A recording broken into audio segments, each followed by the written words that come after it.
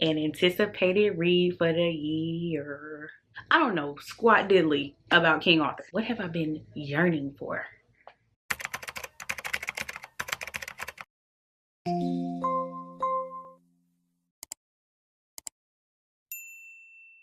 What's up, you guys? Welcome back to my channel. My name is Jordan, for those of you who are new, and for those of you who are not new, welcome back.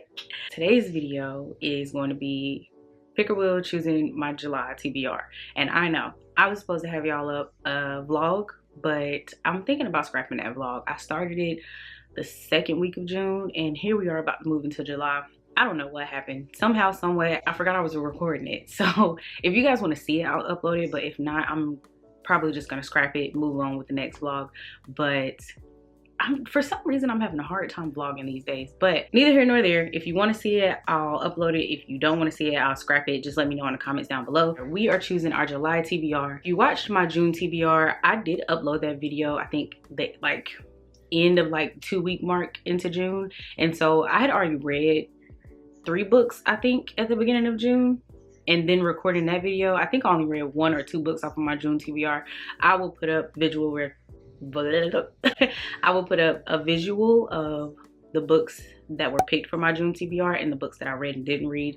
I'll put that right here. But yeah, we are going to choose our July TBR, and we are going to get started on it tomorrow. That way I can get as many books off of my TBR done, because I kind of already know what books I have in mind, so this video should be pretty easy. I have 30 prompts. We're gonna choose 7 books, and that's gonna be it. We're not gonna complicate this. We just gonna get it done. I'm gonna read to y'all what each book is about. Without further ado, without any more hesitations, we are gonna go ahead and jump right into choosing our July TBR. Okay. Y'all can't see that.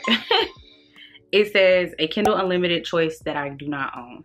Like I said, I kind of already know what I want to read, so I'm just going to pop it up right here. And the book that I want to read from Kindle Unlimited is Ring Shout. It's only 172 pages, and it is by P. Djeli Clark. In America, demons wear white hoods. In 1915, the birth of a nation cast a spell across America, swelling the Klan's ranks and drinking deep from the darkest thoughts of white folk. All across the nation, they ride, spreading fear and violence among the vulnerable. They plan to bring hell to earth, but even Ku Kluxes can die. Standing in their way is Maurice Boudreaux and her fellow resistance fighters, a foul-mouthed sharpshooter and a Harlem Hellfighter. Armed with blade, bullet, and bomb, they hunt their hunters and send the Klan's demons straight to hell. But something awful is brewing in Macon, and the war on hell is about to heat up. Can Maurice stop the Klan before it ends the world?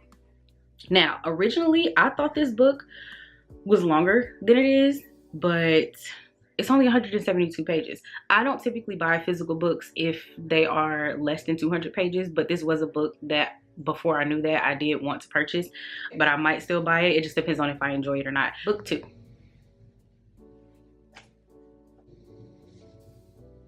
Okay, I'm gonna tell y'all, okay? It says highest rated on physical TBR. So we're gonna go to my Goodreads.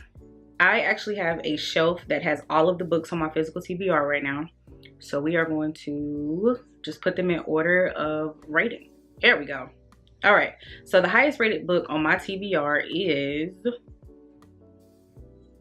really The Nightingale by Kristen Hanna. We have The Nightingale by Kristen Hanna. With courage, grace, and powerful insight, best-selling author Kristen Hanna captures the epic panorama of World War II and illuminates an intimate part of history seldom seen, the Women's War. The Nightingale tells the stories of 2 sisters separated by years and experience, by ideals, passion, and circumstance, each embarking on her own dangerous path towards survival, love, and freedom in German-occupied, war-torn France. A heartbreakingly beautiful novel that celebrates the resilience of the human spirit and the durability of women. It is a novel for everyone, a novel for a lifetime. So this is a book that I have been wanting to read since I've heard about it. I heard Kristen Hanna's writing is very heartbreaking, so I'm excited to read this. She is a thick one, but I'm excited to read it. Honestly, I might do 8. I think I might do 8 prompts. Book 3. Y'all can't see it, but I'm really just showing y'all the wheel spin. A book by your favorite author. Okay, wait, I didn't think this one through. I didn't think this one through. Okay, so my choices. I have Kennedy Ryan, Can't Get Enough. I have the new Rachel Gillick book, The Night and the Moth. I really want to read that, but I really want to read Can't Get Enough also. I also have No Ordinary Love by Maya Ariel. The Love Lyric by Christina Forrest.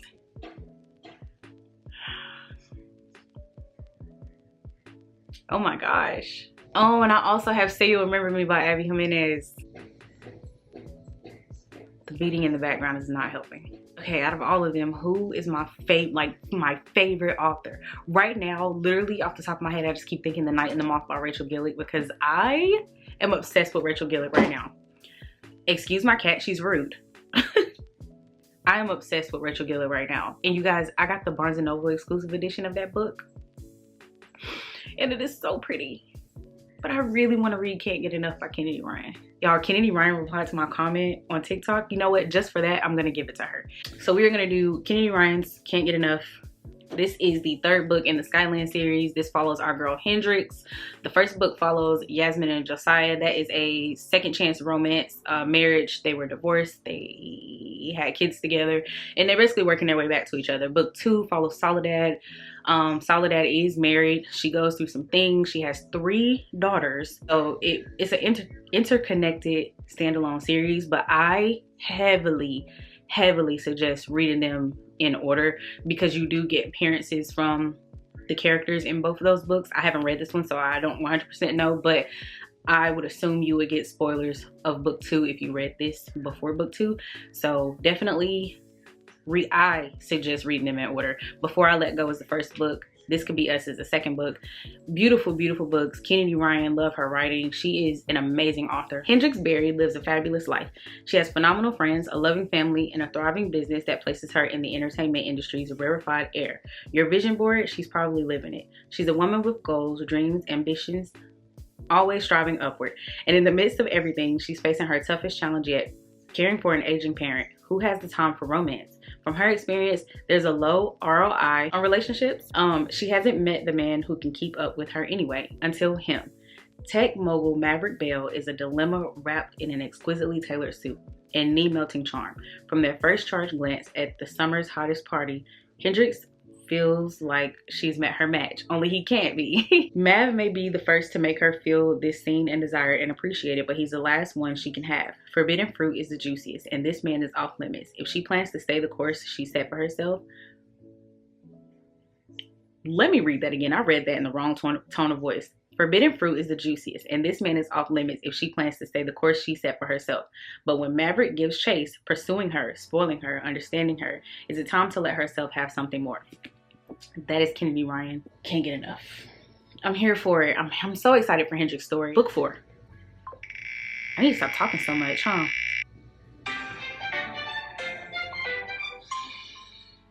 An anticipated read for the year. I have so many. I don't know why I got so hyped for it because I have so many. Okay. Selling our list again. Anticipated read. I have The Poppy War. I'm looking at my other shelf. I have The Poppy War. I have Heavenly Bodies. What else? The Serpents and the Wings of Night. Everything is an anticipated read at this point. Okay, let me think. I thought I had this figured out, but apparently I did not. Let's think. An anticipated read for the year. An anticipated read for the year. What have I been yearning for? Waiting for? Yearn. The Night and the Moth. I'm doing it. I don't care. This book is heavy. She's big. Anyways, look at this. Look at this. Yeah, we're doing it. Bro, the pages in this book are like, I don't even want to touch it. It's so pretty. It's so beautiful. Honestly, let me be completely honest. This was on my list of books that I wanted to read in 2025. It really was. I'm not lying, I promise. So with that being said, Rachel Gillick just recently, literally like June, became a favorite author of mine. That's why I didn't choose her for a favorite author, because really she's new. She's a new favorite author. But literally both of those books got 5 stars from me. That's it. It's just this and those 2 books and they both got 5 stars. Are you kidding me? I'm gonna read this. I'm gonna read this. I don't know if it's gonna be a series or a duology, but it's the first book. So that means after I read this, if it's on a cliffhanger, I have to wait for book 2. I'm okay with that, but also not okay with that. But this is what we're gonna do. We're gonna do The Night in the Moth. Sybil Delling has spent 9 years dreaming of having no dreams at all. Like the other foundling girls who traded a decade of service for a home in the great cathedral, Sybil is a diviner. In her dreams, she receives visions from 6 unearthly figures known as the omens. From them, she can predict terrible things before they occur, and lords and common folk alike travel across the Stonewater Kingdom's windswept moors and craggy mountains to learn their futures by her dreams. Just as she and her sister, diviners near the end of their service, a mystery knight arrives at the cathedral. Rude, heretical, and devilishly handsome, the knight Roderick has no respect for Sybil's visions. But when Sybil's fellow diviners begin to vanish one by one, she has no choice but to seek his help in finding them. For the world outside the cathedral's cloister is wrought with peril. Only the gods have the answers she is seeking, and as much as she'd rather avoid Roderick's dark eyes and sharp tongue, only a heretic can defeat a god. Hello. 5. There are 2 books that I need to get on this TBR. A 5-star prediction. There are so many. Okay. How many more books can I choose? 1, 2, 3. I have 4. I'm doing 8 so I can pick 4 more. Okay, a 5-star prediction. Okay, 1 second. We are going to do Bury Our Bones in the Midnight Soil by Augustus V. Schwab. All right. This just came out in June, if I'm not mistaken. This book follows 3 vampires. I'm obviously going to read to you guys what it's about. I'm hoping to get another book on the TBR by V. Schwab because a character in that book is in this book, and apparently they play a main character in that book and this book. So I want to make sure that I read that book before this, so hopefully I get to it, but if I don't, oh well. So yeah, read to y'all what this is about. This is a beautiful cover. Like, I got mine through Book of the Month. This was their June pick for Book of the Month. I think this cover is really pretty. This is a story about hunger. 1532, Santo Domingo de la Calzada. A young girl grows up wild and wily. Her beautiful is only outmatched by her dreams of escape. But Maria knows she can only ever be a prize or a pawn in the games played by men. When an alluring stranger offers an alternate path, Maria makes a desperate choice. She vows to have no regrets. Why we gotta focus? Hello? This is a story about love. 1827, London. A young woman lives an idyllic but cloistered life. That's the second time we've seen that word, cloistered, on her family's estate, until a moment of forbidden intimacy sees her shipped off to London. Charlotte's tender heart and seemingly impossible wishes are swept away by an invitation from a beautiful widow, but the price of freedom is higher than she could have imagined. This is a story about rage. 2019, Boston. College was supposed to be her chance to be someone new. That's why Alice moved halfway across the world, leaving her old life behind. But after an out-of-character one-night stand leaves her questioning her past, her present, and her future, Alice throws herself into the hunt for answers and revenge. This is a story about life, how it ends, and how it starts. This is a vampiric LGBT story. Okay, we follow 3. I don't know if all 3 of them are vampires. I'm pretty sure they are all vampires. And I'm pretty sure all 3 of them are lesbian. And so this will be my first sapphic book. This will also be my first vampire read. And y'all, I love me some vampires down. If I could be a vampire, I would. Do heavily feel this is going to be a 5-star read. I have no doubts at all. The expectations are high. 3 more books. Okay. I need to stop talking so much. A book that you didn't read last month. Well, dog nabbit. Well, this is a book that I started, so I feel like I'm going to take it into July. I feel like that's the smart thing to do. You know what I mean? I started it at the end of June. I actually started this like 2 days ago. So it really makes sense to just go ahead and pull this into July, since I'm probably going to finish it in July. And that will be Legendborn by Tracy Dion. I've been wanting to read this for a long time, so this really just makes sense to add to the TBR. Hello. Why y'all looking at each other like that? Y'all got beef? Apparently, and I just found this out, this is a King Arthur reimagining, retelling. I don't know squat diddly about King Arthur. The only thing I know about King Arthur is 1, He was conceived with a man. His mom conceived him with a man who killed his father. I also know that King Arthur is the one who pulled the sword out of the stone. And I also know that the sword that was pulled out of that stone is not Excalibur, but he got Excalibur from the Lady in the Lake. I don't know if that's all I need to know, but that's all I know. I'm not gonna lie, I'm on chapter 10 of this story and I still don't really understand what King Arthur got to do with it. I don't know, but I'm gonna keep reading it. But this is what it's about. After her mother dies in an accident, 16-year-old Bree Matthews wants nothing to do with her family, memories, or childhood home. A residential program for bright high schoolers at UNC Chapel Hill, go Tar Heels, seems like the perfect escape until Bree witnesses a magical attack her very first night on campus. A flying demon feeding on human energies, a secret society of so-called legend-born students that hunt the creatures down, and a mysterious teenage mage who calls himself a Merlin and who attempts and fails to wipe Bree's memory of everything she saw. The mage's failure reveals Bree's own unique magic and a buried memory with a hidden connection. The night her mother died, another Merlin was at the hospital. Now that Bree knows there's more to her mother's death than what's on the police report, she'll do whatever it takes to find out the truth, even if that means infiltrating the Legendborn as one of their initiates. She recruits Nick, a self-exiled Legendborn with his own grudge against the group, and their reluctant partnership pulls them deeper into the society's secrets and closer to each other. But when the Legendborn reveal themselves as the descendants of King Arthur's knights and explain that a magical war is coming, Bree has to decide how far she'll go for the truth and whether she should use her magic to take the society down or join the fight. 2 more.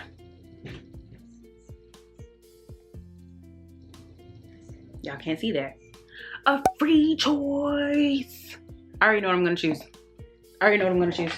The Invisible Life of Addie LaRue. This is the book I was telling y'all about that has a main character in it. The main character also appears in Bury Our Bones in the Midnight Soil. I'm wondering if it's the person that grants her this whole immortal life thing, if that's him. It makes sense. Yeah, I'm gonna read this first. France, 1714. In a moment of desperation, a young woman named Adeline meets a dangerous stranger and makes a terrible mistake. It will be 300 years before she stumbles into a hidden bookstore and discovers someone who can remember her name, and suddenly everything changes. So basically, she makes this like desperate plea to this like demon man thing for immortality. And he grants it to her, but there's one hang up, is that nobody remembers her. Like, as soon as she's out of sight, once they see her again, it's like they just met her for the first time. 1, 2, 3, 4, 5, 6, 7. Okay, last book. And this is really, this choice is really just for shits and giggles. If I get to it, I get to it. If I don't, I don't. An indie author. Yay! I know exactly what I want for this. So my options for this one are gonna be either The Book of Azrael by Amber B. Nicole or The Secret World of Maggie Gray by Desiree Granger. I really want to read both. Ain't it funny how I came on here and was like, oh yeah, I know all the books that I'm gonna pick. No, you didn't. This is The Secret World of Maggie Gray. Maybe you've seen it on TikTok, on Instagram, somewhere in those book spaces. But this is that. Isn't it beautiful? It says a witch, a siren, and a vampire get accepted into a magical HBCU.